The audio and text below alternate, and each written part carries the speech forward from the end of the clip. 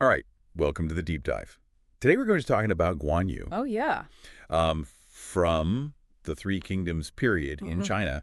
And really, I think the mission today is to Mm. figure out, how he went from being this historical general Right. to being a widely worshipped god of war, Right. and even beyond that. Yeah. And to do that, we're going to be looking at a number of sources, starting with the records of the Three Kingdoms, Yeah. the Sun Guozi, I believe, Right. and then also some analysis by some modern scholars like Sun Young-jin and Hmm. Watanabe Yoshihiro. Yeah. Some real heavy hitters. Yeah, and then of course we can't forget about the novel romance of the Three Kingdoms. Oh, yeah. No, absolutely. So It's a big one. let's get into it. So starting with Guan Yu as a historical figure, Yeah. the Sun Guozi really doesn't give us a ton of detail about his life. Yeah, it's not the most robust. But what it does tell us Right. is that he's very brave, very talented militarily. Yeah, extremely so. I mean, even in just those few passages, you can see. Right. I mean, they really emphasize that. Yeah. Yeah. But I think what's really interesting Yeah. is that he, according to the accounts, died very suddenly at a time when he was kind of like at the height of his power. It's true. And so you kind of wonder if that led to some Yeah. Definitely some resentment, right? Yeah. Like some unfinished At business. that time. And that actually ties into the belief that was prevalent at the time, I guess, which is that Yeah. powerful individuals, if they died in such a way, Mm. could become deities. Oh, yeah. After death. Right. Yeah. And so I guess, in a way, Hmm. Guan Yu becoming a god was almost kind of Yeah, so it makes sense. inevitable. It seems natural, Yeah. Even the way that they view the world. Right. Yeah. But what's interesting is that initially Yeah. his kind of divinity Hmm. wasn't, it wasn't anything special, really. Right. It's not like he's this, powerful god right away. Right. Yeah. And in fact, there's some evidence Yeah. from this time period that he was associated with the god of plague. Oh, wow. Which is, So he starts in a pretty rough spot. yeah, it's not quite the Yeah. imposing image that we have today, right? Yeah, exactly. And he Well- really doesn't become that until later on. Right. So Yeah. how does he become this god of war? Yeah. How does he make that transition? Yeah. Yeah. I guess if we think about like ancient armies, Yeah. Yeah. so many things are just like Out of their control. out of your control. Disease, bad luck, Wow. weather. Right. And so it would make sense to Right. kind of want to have Yeah. To appeal Some- to some sort of higher power Yeah, absolutely. on your side. And especially a war god. Right. Yeah. And it seems like, according to the sources, Yeah. that it was common for people Right. fighting in a particular area to kind of look to Yeah. local figures. Local figures. Who had Especially ones who may have died. who had died tragically. Tragic, right? Right. So in the case of Guan Yu, Oh. Jingzhou, Yeah, Jingxi makes sense, right? it's because of a being very, very Bizarre- important area it's constantly being fought over. right. Yeah. So it makes sense that he Yeah. would start to be worshipped there Right, as a war god. right. But of course, Yeah. like his influence as a war god isn't just like Right, it's not automatic. guaranteed, right? No, it has to be earned in a way. Right. Yeah. And so, we see, for example, in some accounts from Yeah. Kang and Song dynasties that, there are all these accounts Right. of different armies Yeah. attributing their victories To Guan Yu. to Guan Yu. Yeah, exactly. And of course, Right. you could say, Yeah. well, maybe they would have won anyway. Yeah, of course. But it sort of builds this Reputation. reputation. Yeah. And so, Yeah. by the Song dynasty, you see his Like, I think his influence influence has really grown. has really grown to the point where Yeah. both Buddhism and Taoism are trying to incorporate him We want to bring him in. into their Yeah, fold him in. pantheons. Yeah. Which is I mean, that's a huge deal. yeah, I mean it makes sense, right? Because if He's he's still popular that popular, you want to be able to appeal to the Right. people who are following him. to that audience. Yeah. Absolutely. Yeah. Yeah, it's a smart move for them. But at the same time, Yeah. Yeah. His recognition by the state. right? His Mhm. official recognition Yeah, well, it's was a little not. bit more complicated. It was yeah. straightforward. Yeah. And so, the way that the national sacrificial ceremonies were kind of structured. Uh-huh. Initially, he was very marginal. He's kind of on the sidelines. Yeah, and these rituals were often designed Yeah. by scholars who really prioritized historical. Yeah, they wanted to be true to the history. Right. Yeah. And so, when they first put together this 10 sages in the martial temple, Yeah. alongside, Shanxi, yeah. Right. Taigong Wang. Taigong Wang. Yeah. Guan Yu wasn't even He wasn't even on the list. on the list. Okay. And this is despite the fact that They included someone like Zhu Liang, right, who obviously had closely associated a close association with Guan Yu. with Guan Yu. Yeah. So it took a while for him Yeah, he was eventually included. to be included. Yeah.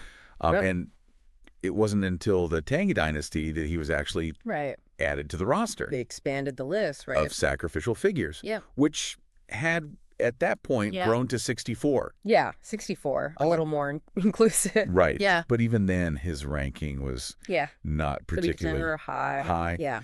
He was placed after Zhang Liao Yeah. and Zhu Yu, Right. which more or less reflects, Right. I mean, that's it tracks with the actual military rank and military accomplishments. Yeah.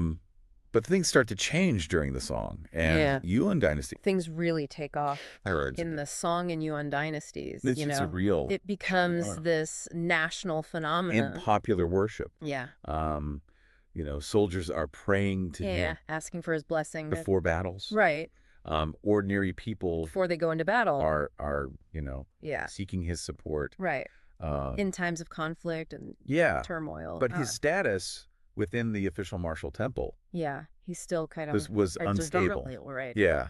And Taigong Wang is still #1, right? Yeah. He's the top dog in the temple. Right. And in fact, at one point, he's even temporarily removed. From the temple.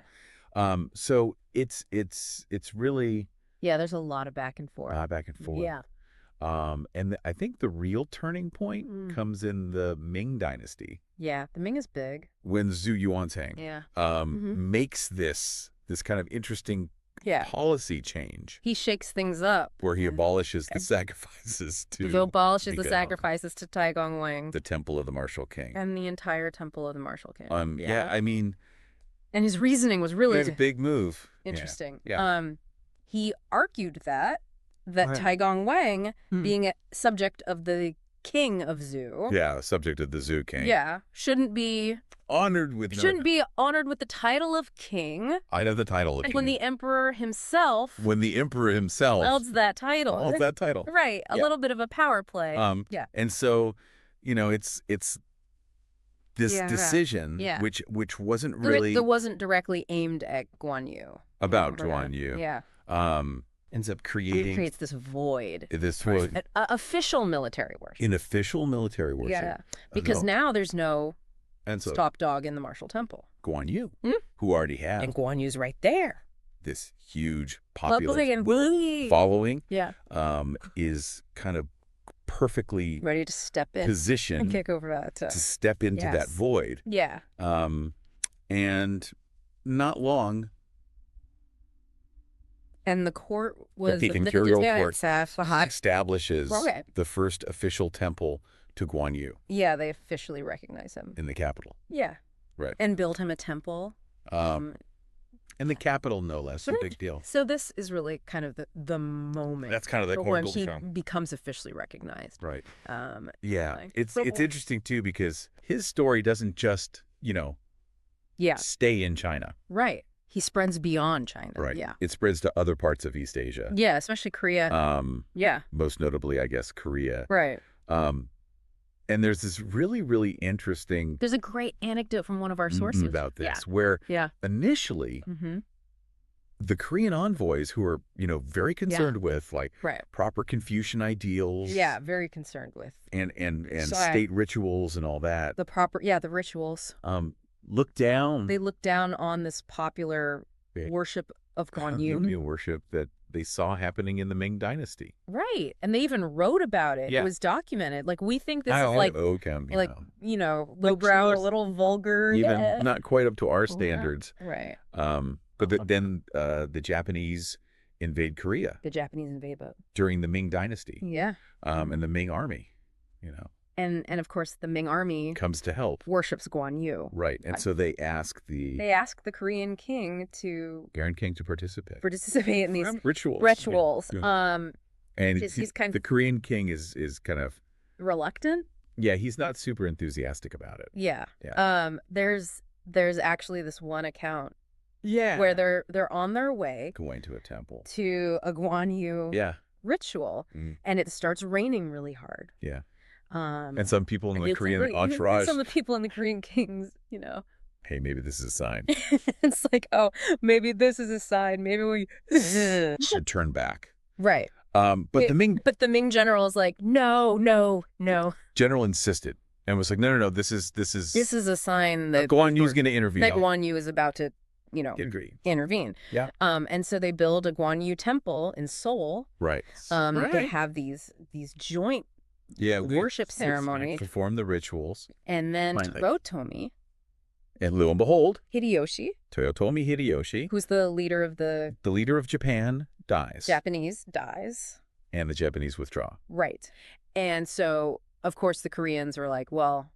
Yeah, so that's all it took to convince them of Guan Yu's power. Right. Right. And from that point onward, Guan Yu worship is fully embraced. Yeah. And it's interesting because in Korean Guan Yu temples, it's a little different. Often, instead of having China. Guan Ping and Zhu Kang, who are, Guan Yu's traditional companions, they have Ming generals. Those who fought in the war. And also Yu Sen-sen, the Korean hero. Yu Sen-sen. Right.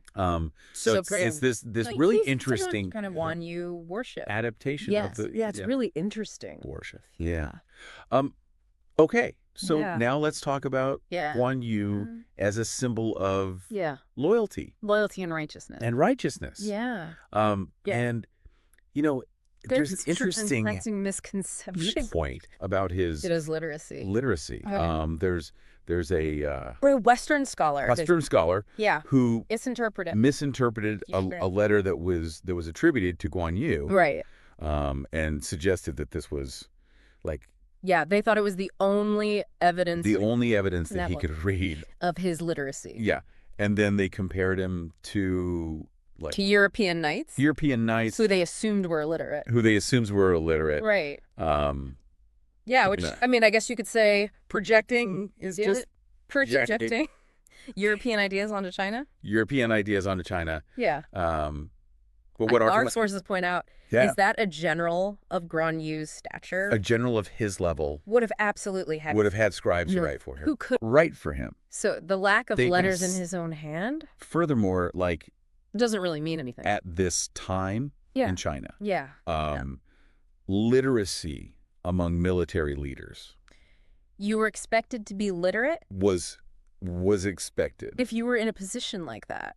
And if someone was literate. And if you weren't literate, it was specifically noted in the historical records. It was specifically noted. Like, this guy can't read. So it's safe to assume that Guan Yu could read. It seems like we can safely assume that Guan Yu was literate. Yeah. And going beyond that. Right. I mean, it even says... The historical record even specifically mentions... that he liked to read. He loved reading... Zhuozuan. Yeah. Which is, this... commentary on... the Spring and Autumn Annals. Yeah. That focuses heavily on warfare. Very heavily on warfare. Yeah. And they even say that... He was even able to recite passages from it. So he was a dedicated reader. So he wasn't just... Yeah. able to read. He was barely lit up. An avid reader. Yeah, he actually enjoyed reading. Yeah. Yeah. But it's interesting. Because while his preference for Zhuozuan would have made sense. Right, for a military leader. Yeah. Yeah. The imperial court really wanted to promote this image. Right. They preferred the idea of him reading the Spring and Autumn Annals. Yeah. Which is, Which is more about proper conduct. Morality. And the relationship between a ruler and his subjects. Yeah. Right? And so they kind of And so this was a way to kind of reinforce the idea. It wasn't necessarily historically accurate as the epitome of loyalty. It's good PR. Right. Yeah. It's a smart move. So much so that during the Zhengde period of the Ming Dynasty, they actually changed the names of Guan Yu temples. Of the temples, the temples of loyalty. The temples of loyalty and martiality. And martiality. Right. Yeah. So, it's very... Yeah, so they really wanted to drive that point home. Yeah. Okay, so now let's talk a little bit about his origins, like where he came from. Right. Geographically. Yeah. And what was he born? That tells us about kind of his and how did that evolving influence his image. Yeah. So he came from Jizu in Shanxi province. Okay. Which is known for Red Salt Lake. Right. And there's this really interesting There's a legend that links the color of the lake. That the color of the lake is actually blood of Qi Yu. The blood of Qi Yu. Yeah. Which is a whole other story. Which I mean, if you're interested, we could do a whole we could a whole deep dive on Qi. On Qi Yu. Yeah.